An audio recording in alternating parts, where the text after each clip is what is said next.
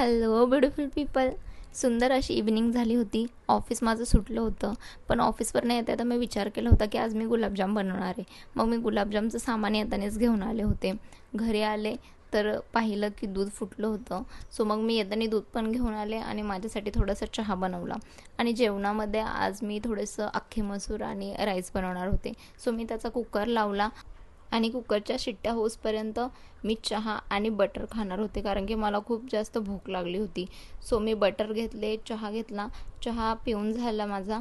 मग मी उरलेली जी बेसिंगमध्ये पडलेली भांडी होती ती घासायला घेतली. शिट्ट्या झाल्या होत्या म्हणूनसाठी मी गॅस बंद केला आणि उरलेली भांडी घासत बसले. भांडी घासून झाल्यावरती मला जी भाजी मी बनवली होती अख्ख्या मसूरची, सो तिला मला फोडणी द्यायची होती. सो मी कांदा, टोमॅटो, कोथिंबीर, कढीपत्ता हे सगळं मी निवडून कापून घेतलं होतं. त्याच्यानंतर मी मग फोडणी द्यायला स्टार्ट केलं. गॅसवरती टोप ठेवला, त्याच्यानंतर त्याच्यामध्ये ऑइल टाकलं, त्याच्यानंतर थोडंसं लसूण, कांदा हे सगळं मी त्याच्यामध्ये टाकलं होतं, कारण की लसूण आणि कोथिंबीर आणि कढीपत्ता ह्याने खूप छान फ्लेवर येतो.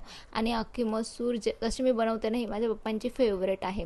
सो मला पण ती लहानपणापासूनच आवडते, बिकॉज त्याच्यामध्ये काहीच जास्त मसाले वगैरे यूज नाही होत आणि जास्त तिखट वगैरे पण नसती. नॉर्मल फक्त हळद आणि लाल तिखट टाकायचं, कांदा लसूण मसाला टाकायचा आणि पाणी टाकलं, कारण की मी ऑलरेडी शिजवून घेतली होती. बिकॉज जर आपण पातेल्यामध्ये ठेवली शिजवायला तर त्याला खूप जास्त वेळ लागतो, म्हणूनसाठी मी ऑलरेडीच 3 शिट्ट्या करून घेतल्या होत्या. आणि अशा प्रकारे जेवण बनवून झालं होतं. Thanks for watching.